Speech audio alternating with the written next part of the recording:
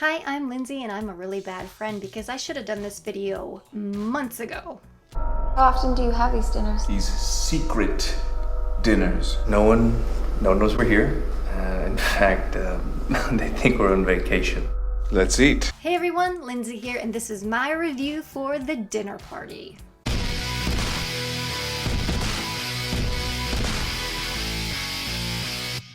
The Dinner Party is a 2020 film. It is a low-budget horror, and it was written by my friend Michael Donovan Horn. It stars Miles Doliak and Jeremy London and Ali Hart, Bill Sage, Sherry Eakin, and several other actors. I had promised my friend that I would review this movie months and months and months ago, and I'm finally getting around to it. And he was good enough to come on the channel as a guest, and we talked all about the film, which you'll see in a few minutes. The basic storyline of this film is a man and wife go to a dinner party. They're invited to a dinner party. It's very exclusive and very like the exclusive art scene group of people. If we impress these people, my play is headed straight for Broadway. Very exclusive. And the husband really wants to make a good impression, but his wife has some mental issues that he's very domineering about and pretty abusive about, I would say. And through the course of the night, we get to see who these other party guests really are and what their motivations are, and it just kind of descends into madness from there. My overall thoughts on the film is that it's highly creative. Just the different shots that are done, some of the character stuff is very interesting, a little bizarre, at times disturbing. The main character, played by Ali, she does a really good job. She has these really expressive eyes that work really well. Because while she doesn't have a lot of dialogue, you can see everything that she's going through those eyes and her facial expressions. She's really good. And this movie also mixes in, beyond the horror elements, it also adds in some very gothic elements. There's lots of reds and blacks. It's very dense looking.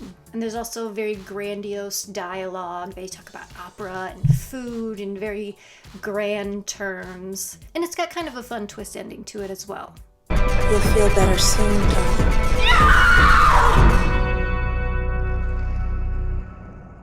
So those are my overall thoughts on the film, and now we are going to cut to my interview with Mr. Michael Donovan Horn, who I've known for way too long. But he's actually out there writing movies and making movies and just getting shit done. So roll the footage. All right, Horn, I finally get you on the channel. It's been a long time coming. Yeah, right. We go way back to our improv troupe days. Holy shit. Wow. I mean, I kind of miss those, but I don't at the same time. Yeah. I mean, it was fun, but Yeah. you know, I'm not crying over it really. No, me either. I miss the money sometimes, but Oh, yeah, right. that's about it.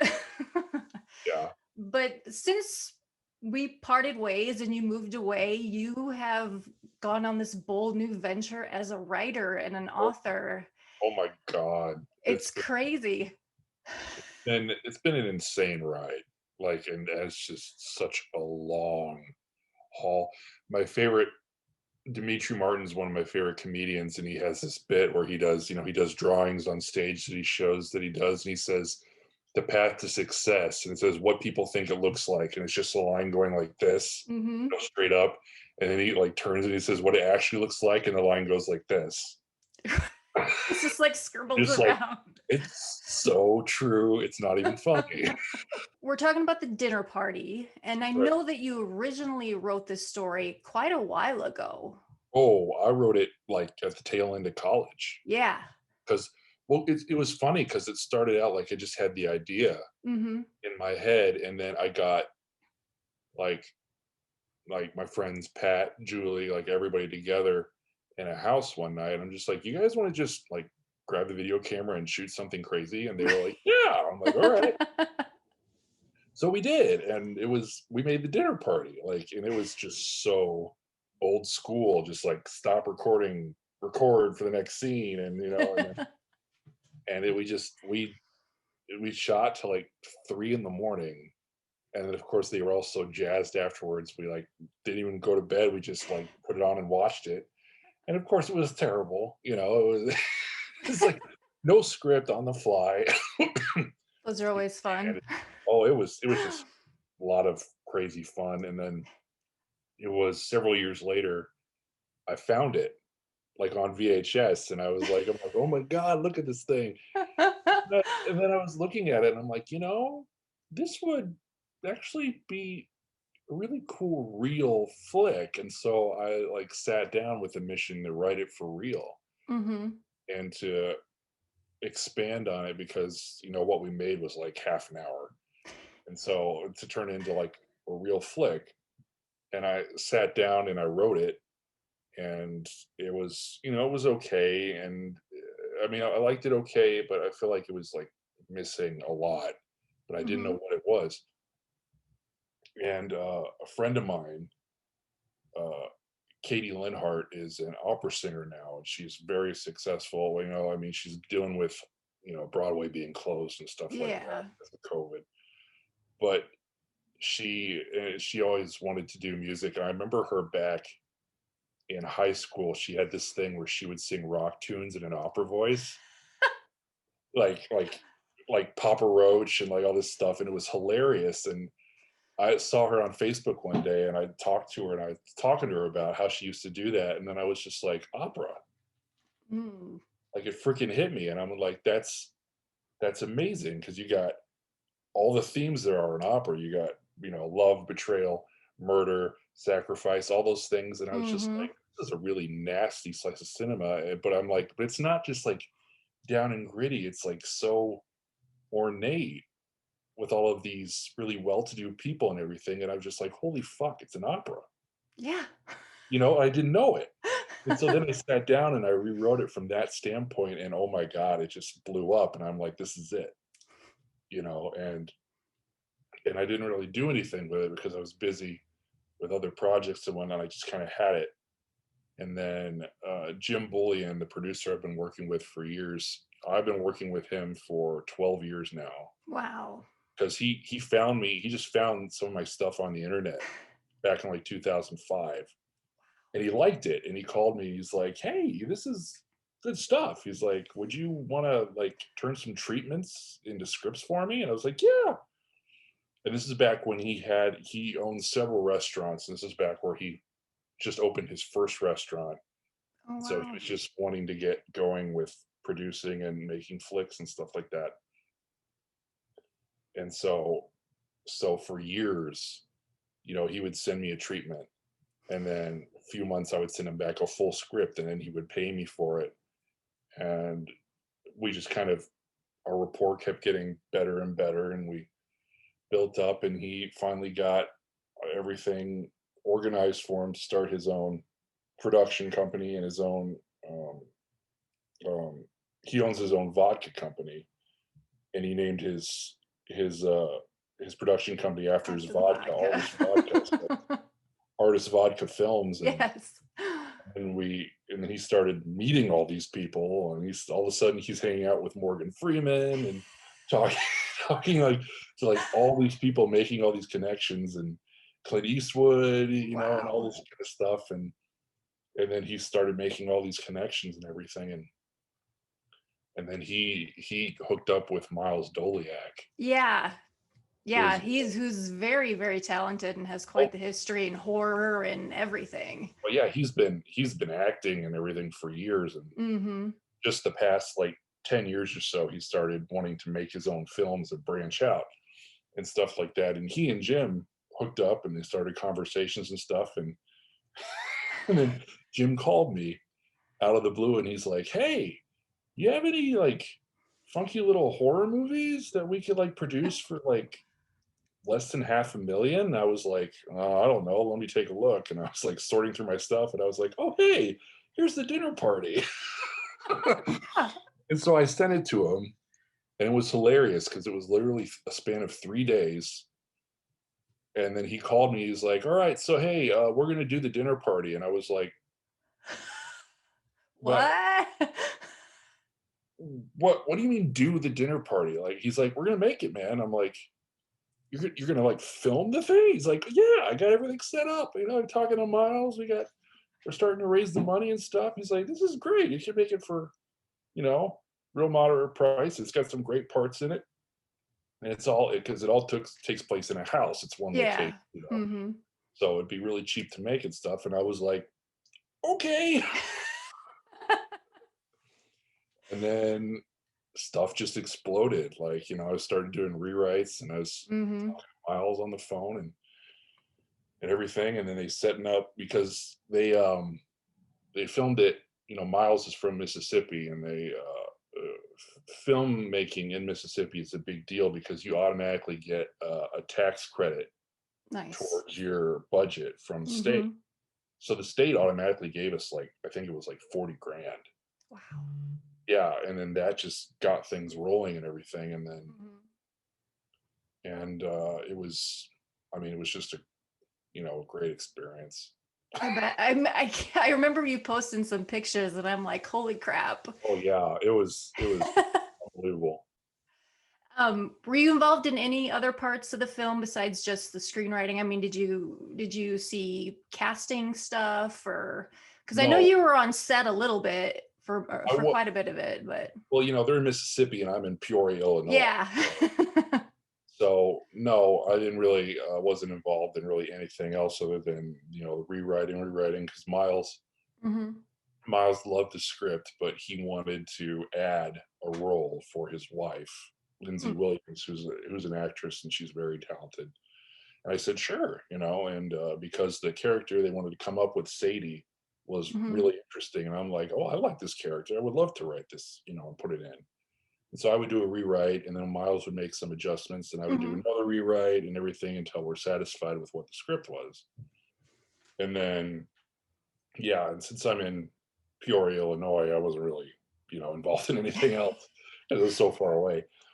But it was kind of fun that I wasn't involved because then I got to just kind of see things popping up. Yeah. You know what I mean? Like I would check the IMDb page every once in a while, and like a new cast member would be added, and I'd be like, "Ooh, who's this?" I look up, and I'd be like, "They're gonna do great at this part," and then when we got down there for the filming and everything, and to see the house and you meet all the crew and everything, it was great. Hmm.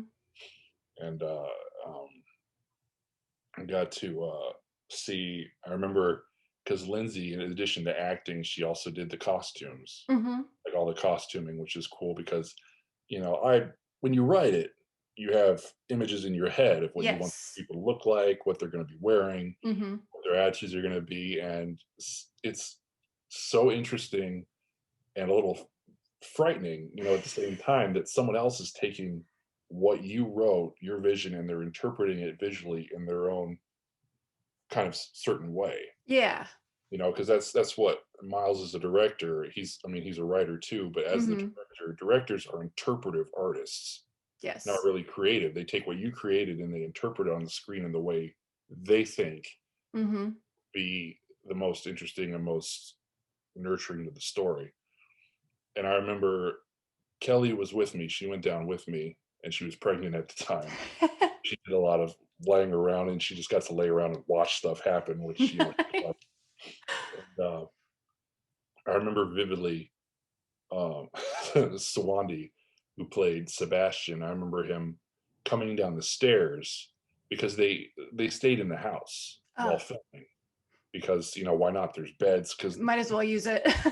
well the place was a mansion owned by a surgeon, and so Hmm. it was humongous, and there were so many rooms, like a study. The kitchen was like 3 miles long.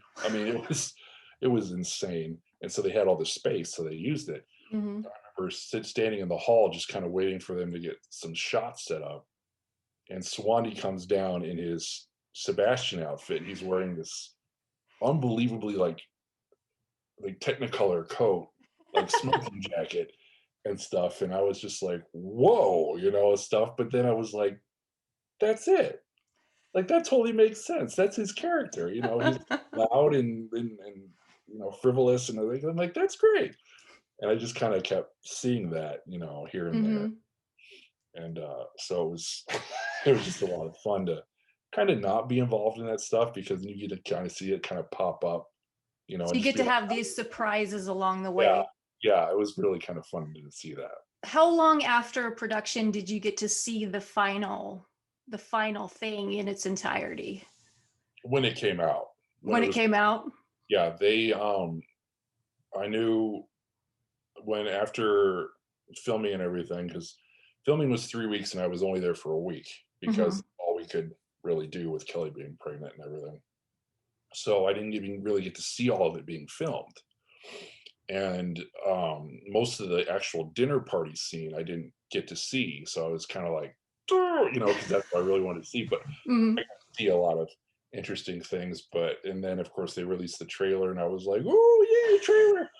And they wanted to try and get me some stuff earlier than the release date, but just because of time and budget and stuff like that, they couldn't. But the day it came out at like midnight, they dropped it on streaming. I was like, and it turned on. And I was up till like 5 in the morning, because I watched it like 3 times in a row. I don't blame you. Yeah. So that was the first time I saw it, was when it was actually released. I mean, they would have loved to see it earlier, and they would have loved to see it, but they just, because of time and constraints, I wasn't able to. Yeah. But I mean, it's got to be exciting seeing something that you've created over this whole spans of time and manipulated into something new, and you finally see it on screen. It's unbelievably surreal, because it's like, when you see it on screen, it's amazing just to watch it come alive, but also it's surreal because it matches what was in your head, but it's not. Do you know what I mean? Like, it's different, but it's the same thing, because they're saying the words that I wrote down for them, and they're doing what I wrote them to do, but they're doing it in a way kind of, like I said, fun surprises that I didn't really see when I was writing. And because each, actor brought their own kind of talent to the roles and stuff like that. And so it was like watching my movie, but watching someone else's movie at the same time. So it was really fun and really interesting to have that happen. I can't imagine. I mean, because I've wrote some stuff, but nothing on that kind of level, or to have it hand it over to someone and have them take your vision and make it their vision as well.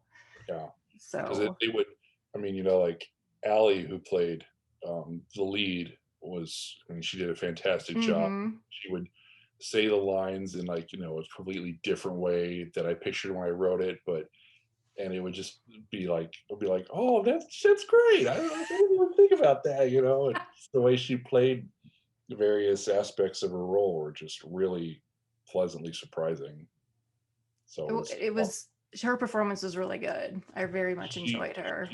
She did very well. They all did very well. I was very pleased with the outcome. Now, I mean, there have been other films like this where there's, people go to this weird dinner party, but yours puts such a twist on it where you can't see where it's going, especially towards the end. It's interesting that you said, like, there are other movies like this and stuff like that. It's funny that I remember reading a review of the dinner party, actually a lot of reviews of the dinner party on like IMDb and on the net, talking about how, like, they all mention, Ready or Not, and they're saying like, we ripped off Ready or Not, and like, or Rich People, kind of thing. And I would laugh my head off at it, because I just want to be like, motherfucker, I wrote this in 2005. Right? So they're jumping on my bandwagon, but they don't know it. Exactly, because I remember you posting something about people comparing it to Ready or Not, and I'm like, you wrote this so long ago.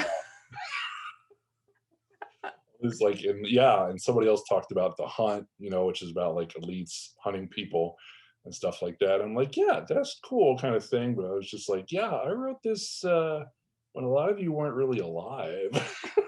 Right. I keep seeing you post some behind the scenes pictures from this new film that you're also working with Miles on. Oh, that's Demigod. this is going to be cool. The whole thing started because this was not my original script. The whole thing started because Jim called me after the dinner party was out and doing these, like, do you have anything else that we can make? And I was like, well, I got some stuff, you know, but I don't really have anything we could shoot for that cheap.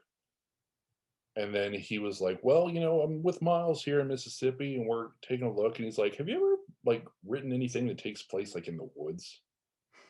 And I was like, not really, but that would be kind of fun. He's like, Mm-hmm. yeah, something, you know, kind of dark, you know, dark woods kind of thing and everything. Mm-hmm. I was like, yeah, sure. So it became this fun challenge. Like, what can I write that hasn't been done Mm-hmm. in the woods for a horror flick? You know, because there are so many out there. So many. And like, how do you make that fresh? How do you make that original? So it was kind of Mm-hmm. fun. And for days, couldn't think of anything because it's just like witches. It's been done. Like the cultists. No, it's been done. It says human sacrifice. Like everything had been done. Rednecks. Like yeah, I was just like, well, I could do the same thing but make it different. But like no, it won't be that different. And I was just like racking my brain. I couldn't think of anything.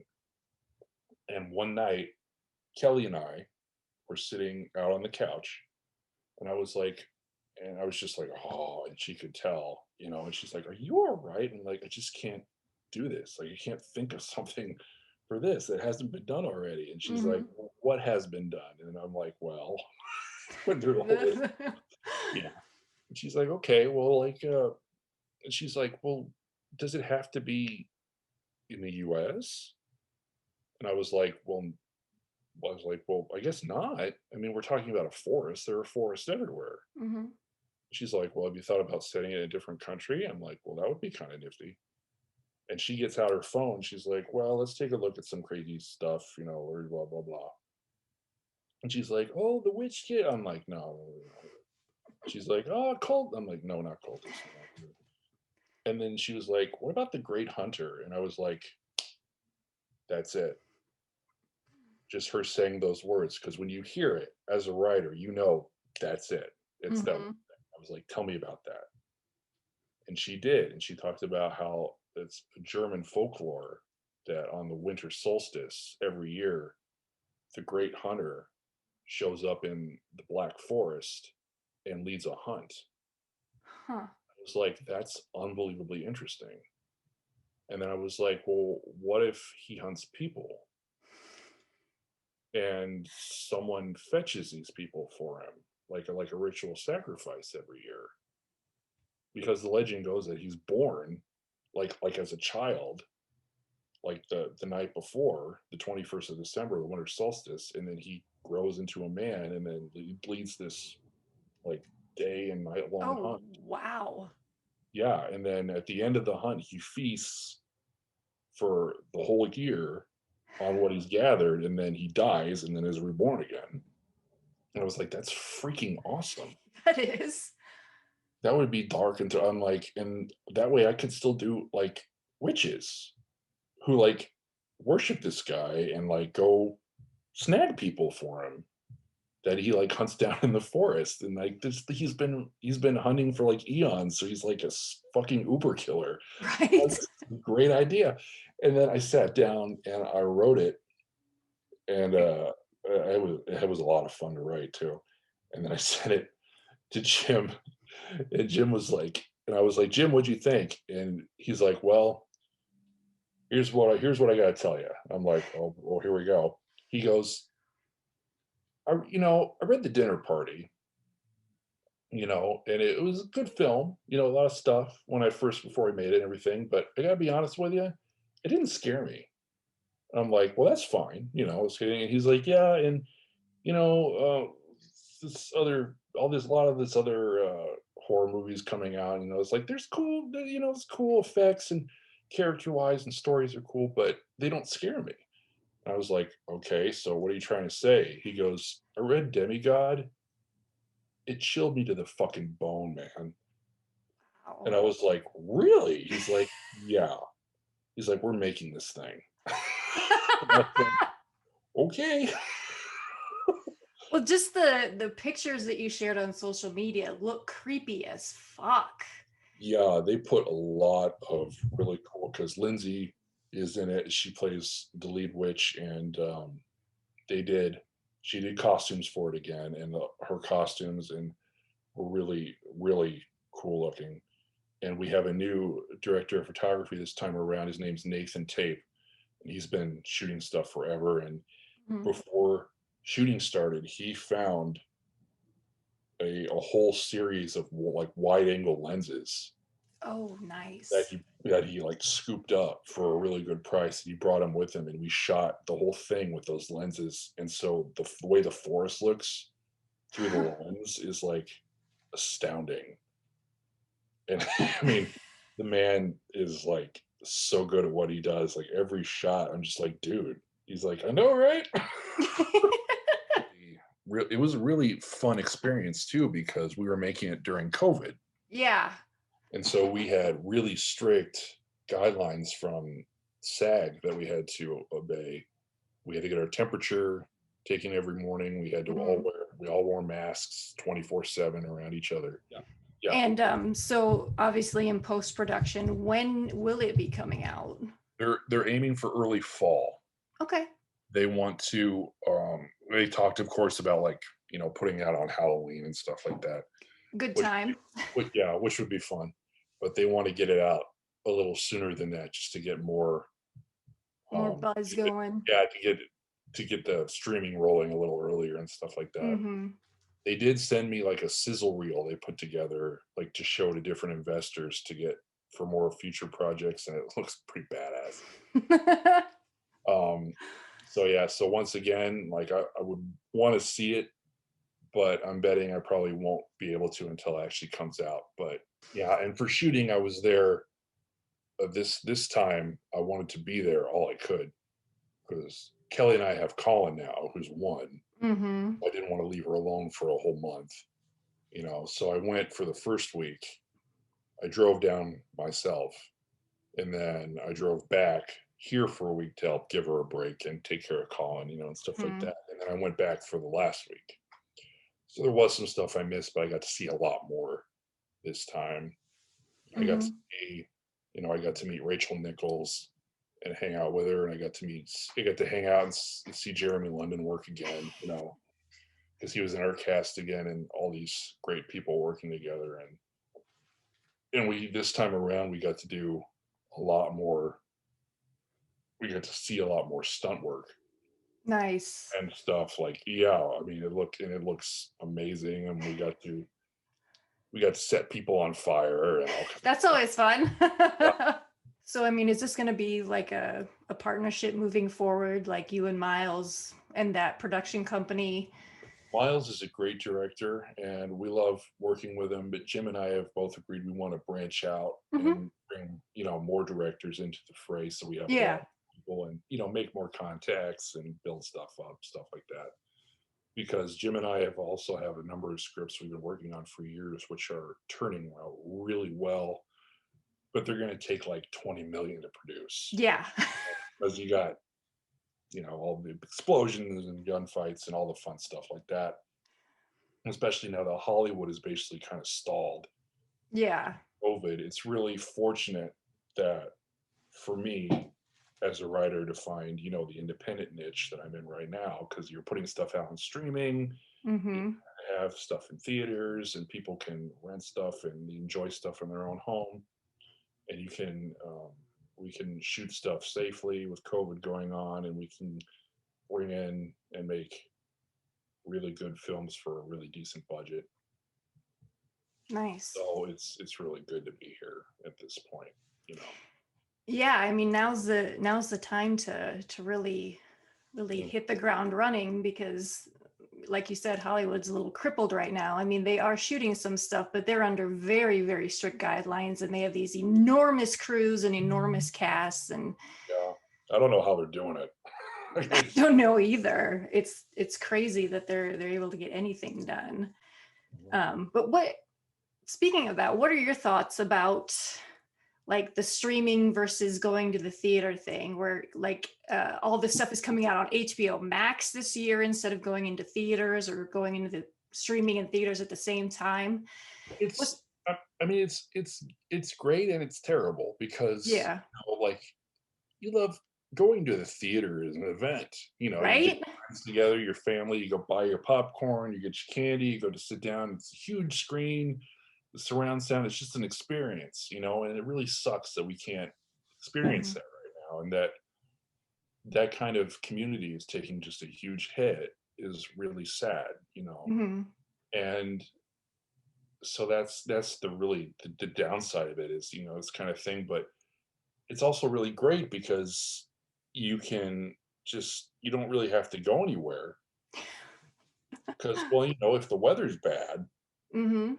you really want to see a movie and it's there, you can just watch it in the privacy of your own home, and still pay like a decent price for it and Mhm. enjoy it on your own time. You can even like pause it to get up to go to the bathroom, get more snacks or whatever you want, and and you can have people over, as long as you're in safe numbers due to COVID to, Mhm. enjoy the flick.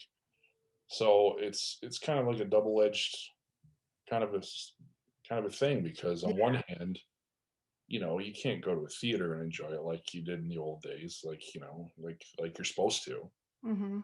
But at the same time, you don't have to because you can do it in your own home on your own time, Yeah. which is also a good thing. So it's kind of like good and bad when you think about it.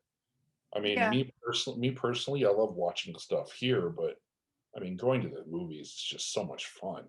It is. And I It really sucks that that's missing right now. it does, because it's like you said, it's an event. It's like going to church for movies. Yeah, we were supposed to have a theatrical release for the dinner party in LA and in New York, and Mhm. then we couldn't because of COVID, and it was Yeah. really, really terrible. And we were going to have a giant premiere for it at the Oxford Film Festival, but then of course they canceled it because of COVID. And it's just like, Yeah. Oh, and so it was really, really disappointing. But we're still happy though because of streaming, we still were able to get it out there and get it into people's houses. well, also, you wrote a book. Yeah, that. You wrote a book. Yeah. This came out Ooh, when did this first come out? about a year and a half ago, Year and a half I ago. think. It hasn't been out for very long because I was toying with the idea of doing that for such a long time because writing for film and writing screenplays is just such a joy and it's so much Mhm. fun, especially when you get to see it turn into another medium. Yeah. But you know, a giant piece of my heart also belongs to all the novels and all the horror books that I've loved that I've written and read, and I just prose is just something that you don't get to do. I don't get really Mhm. do very often, and I have this, which is like my holy talisman because every time I get an idea, I write it down in here, Mhm. and I have scores of stuff in here that I haven't even touched yet. Yeah. And some of them I'm like, that makes a great movie, but other was a lot of them I'm just like, this needs to be just a story, Mhm. or a book that someone could pick up and read. And so finally I have my friend Stacy Mahuna Bratner, who I've been writing with for years. Um, we actually gave ourselves a little challenge one summer a couple years ago, and we're like, you know what, let's challenge each other. Let's come up with like an idea, and both of us write a story based on that same idea. And then we exchange it, read it, and give each other critiques on it and stuff like. Mhm. And all my stories turned out to be like a couple of them were crap, a couple always are, but a couple of them were turned out to be a lot better than I thought. And I was like, I should keep doing this. And so I came up with, I think I wrote like a total of like 15 short stories that I was really proud of. And then I picked the ones I absolutely loved. I'm like, I should do something with these. And then I tried sending it to publishers and stuff like that. And I was getting some bites, but not a lot was really happening with them. Hmm. And then, of course, I was like, why don't I just do it my damn self? Because back when we were in college and everything, self-publishing was like the thing the weird people did. Right? Like, really? Okay, you're a publisher, but out yourself, whatever, man. This guy is self-publisher. But now, because of the Amazon and Book Baby and all these things that have Hmm. built up on the internet, now it's a viable industry where you can do that. You can pay a decent amount to get your stuff out there and get it read and make sales and stuff like that. And so I was like, all right. So I decided to try it, and then I self-published my collection of my best stories, and I put it out there, and it actually is doing okay. It's not running off like the dinner party or anything, but I'm getting sales here and there, which is a lot of fun, and people I get people emailing me and saying, I loved your stories and everything like that, and I got one woman who bought my book sent me this huge email talking about how she grew up reading Stephen King and Dean Koontz and all these people, and she said the stories in Monster Box were the most original she'd read in years. Wow. And I was like, well, thank you. And then she tells everybody she knows about my book and everything, and she really loved it and helped get stuff out there, and I was really happy that someone would do that for me and that I was able to, entertain them with my stories. And so it was just a lot of fun. Yeah. I mean, do you approach, writing your short stories and your scripts a little differently? I mean, do you have different influences that you draw from for each of those, or do you just draw influence from all things for both of those? Not really. I mean, the thing I love, the reason I gravitate towards horror and thrillers and stuff like that so much is because that genre has what I like to call a ghoulish hilarity. Like Hmm. it's you're talking about murders and mass killings and all this freaky shit, ghosts and but it's terrible, but it's hilarious because there's no way it's really going to happen It's or borderline absurd. right.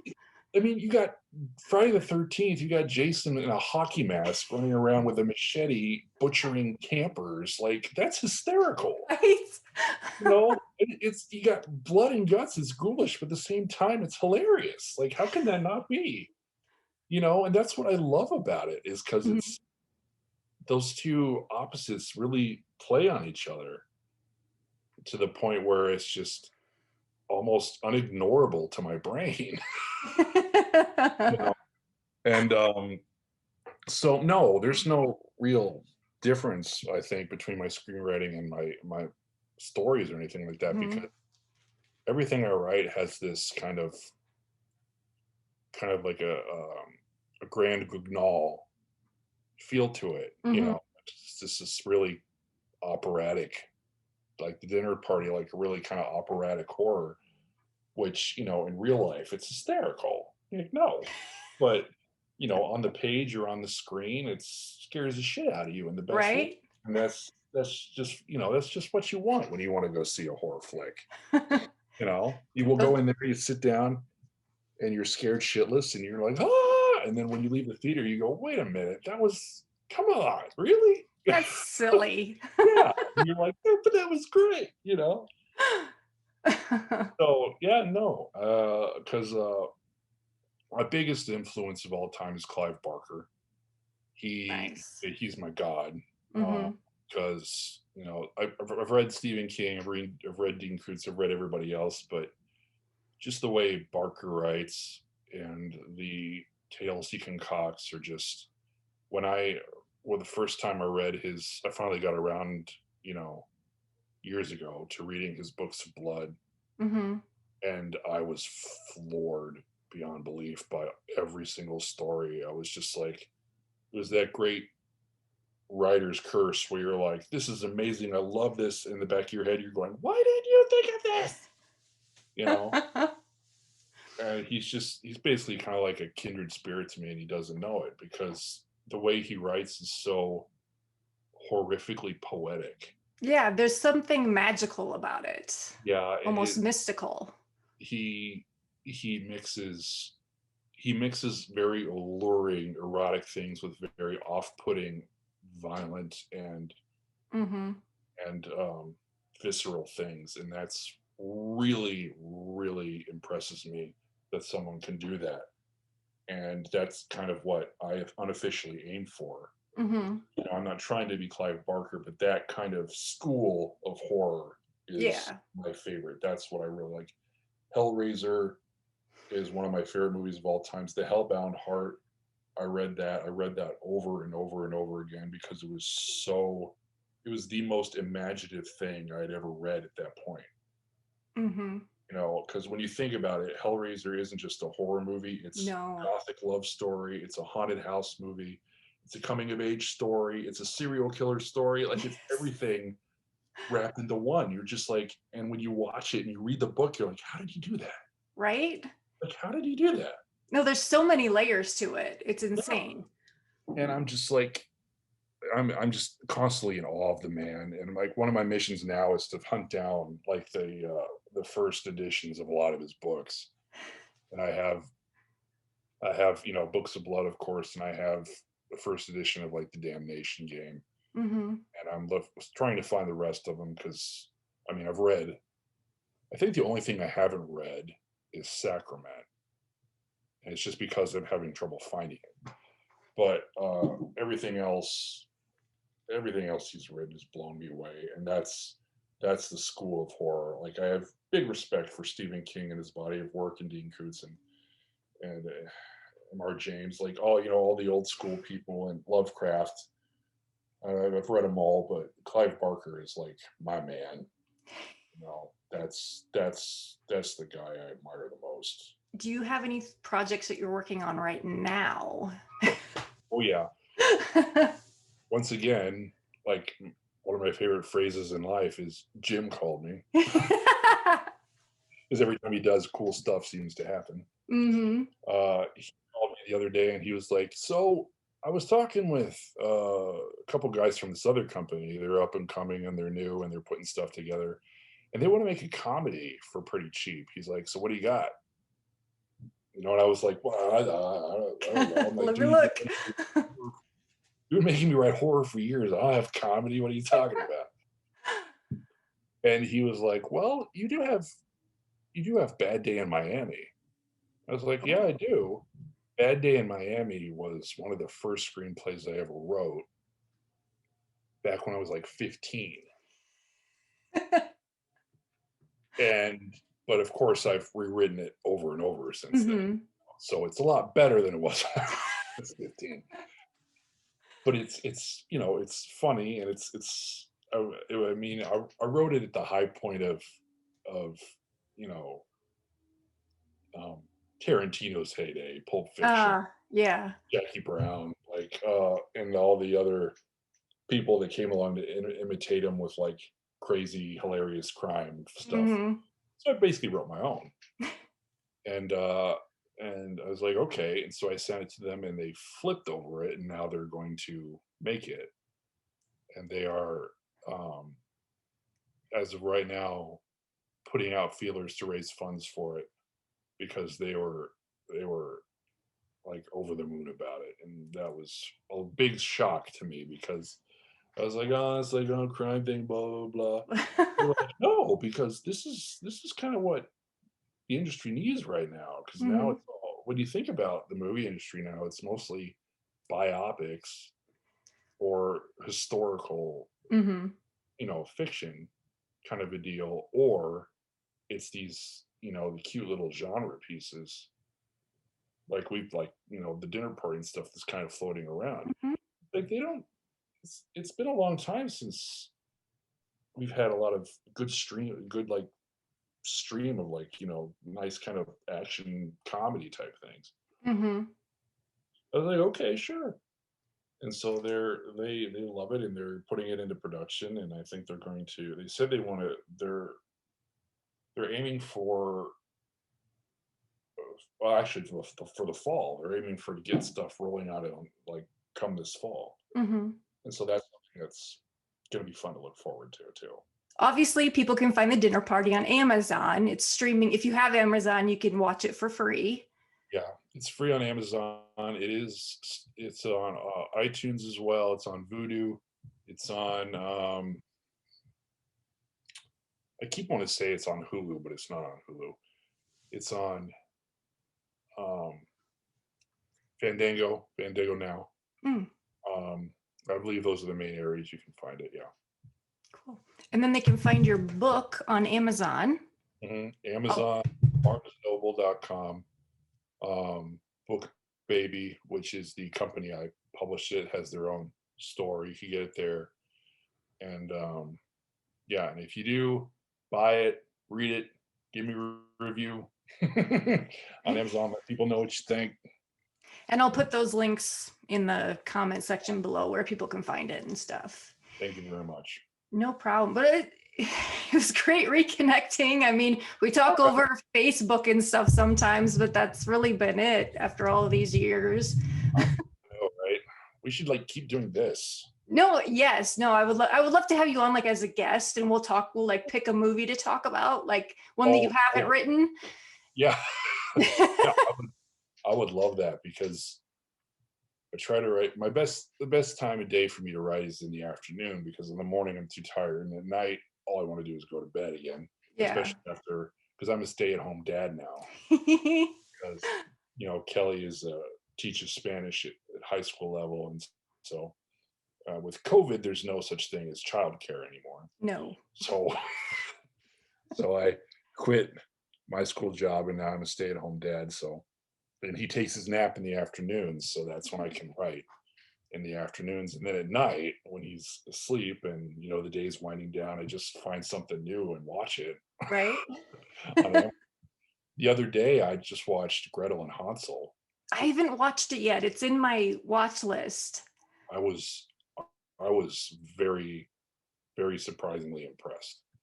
It looks amazing.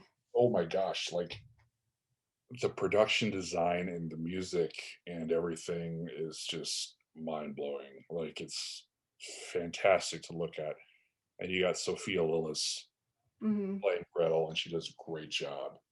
I cannot remember the name of the actress who plays the witch, but she was fantastic.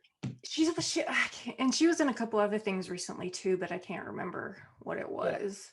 There was a little bit more they could have done with it, I felt personally, like from my writer's brain, but what they did do was very well done, and I was very impressed with it. I always love those takes on like the Gothic folklore, which is why I'm excited for Demigod. But folklore is one of my passions. I love lore. It's so fascinating to read about, and of course it's just great fodder for a writer's brain. Oh, definitely. So how big is your VHS collection now? Like, am I looking at most of it, or is there more? There's another bookshelf over here in the corner, and 4 of like those 3-door plastic tote thingies. Yeah, I probably have 300 to 400 at least. I have so many DVDs, it isn't even funny. I have a whole bunch of VHSs that are still at my parents' house that watching in the 90s. Here's the true test, though. Here's a true test. Have you seen or do you own on VHS Cold Blooded? With Jason Priestley and Janine Garofalo. I don't think so. And Peter,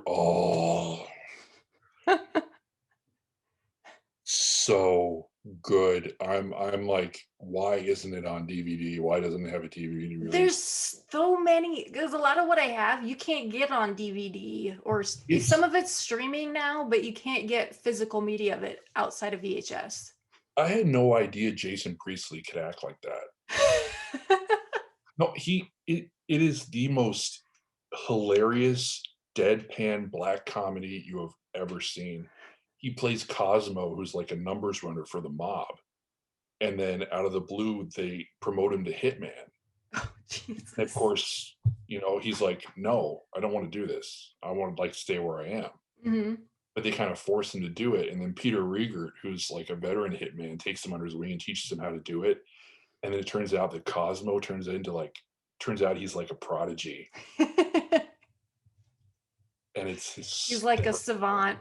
Yeah, and it's so. And then of course, while he's doing it, he falls in love with like a yoga instructor, and he doesn't know how to tell her what he does for a living. I mean, it is deadpan beyond deadpan. It is so damn funny. It's one of my favorite movies of all time.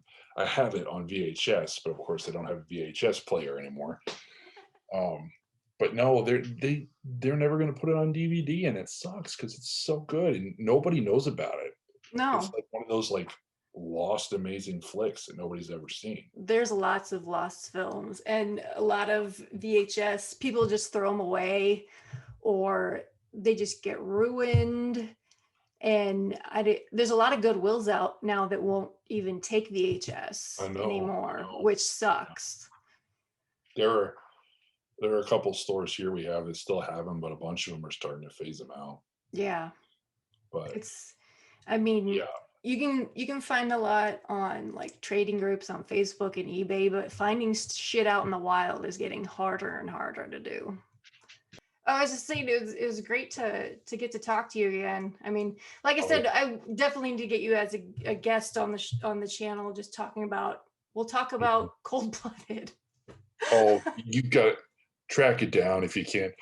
I would Yes. love to say it's online somewhere, but I actually don't think it is. I think I looked for it once and can only find like the trailer Yeah, or the clips, but I don't think you could find the whole thing I anywhere. will find it. And You'll I be- actually, for Christmas, I got an Elgato, so I should be able to pump it into the computer so I can like cool. put up clips and shit. Yeah, I mean, if I'm writing something kind of intricate, like my slasher meets noir, that was kind of like a mystery story, so I had to plot that one a little bit more. But a lot of the times I don't even really outline. I just sit down and start writing when I got an idea in my head. That's what I do. Because a lot of times when you do that, great stuff will show up that you couldn't even begin to outline. And that's the really fun part is when you're doing that and you're well, for lack of a better word, if you get into the zone, and all of a sudden you're hearing the characters just like talk and you're like fighting to keep up with what they're saying in your head. Yeah. And that doesn't always happen when you outline stuff brick by brick.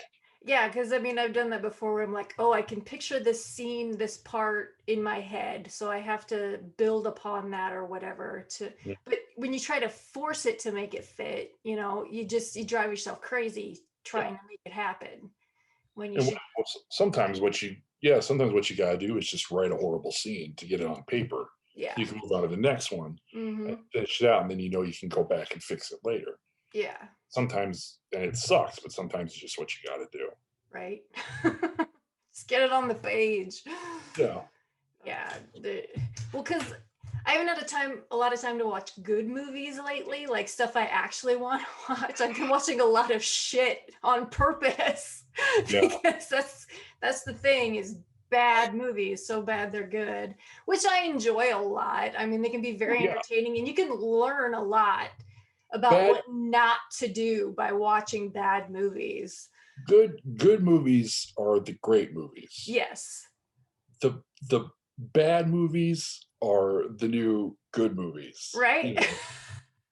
The new okay movies are the new bad movies. Yes. Because you're like, oh, it's okay. You elicited no reaction out of me, so I don't like you.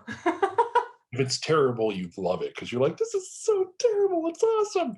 Right? If it's a great movie, you're like, great. But if it's an okay movie, those are the new bad movies because you're just like, I don't feel anything about this. No, the worst thing you can do is bore me. Yeah. It's the worst thing you can do. Oh, No, there's so many entertaining bad movies out there. Just bad special effects, terrible writing, terrible acting, terrible directing. Oh, Mm. and sometimes you get all that in one movie. Michael Donovan Horn, author, screenwriter, movie maker extraordinaire. Oh my God. Thank you so much for coming on the channel. It was great reconnecting, and I can't wait to see what the future has in store for you. Me either. Yeah, anytime, Lindsay. I mean, this was great, a lot of fun. Everything you do on this site is fantastic. Educating people about flicks they really should know about. Yes. And I mean, you just keep at it. And I'm gonna keep watching, and I'll keep coming on the show anytime you have me, because I'm sure a lot more interesting stuff is gonna be happening to both of us over the years. I hope so. No, that would be great. All right. Thank you so much. Yeah, no problem. So awesome. Well, you have a good rest of the evening, and I'll keep you posted. All right, cool. All right. Till next time. See ya.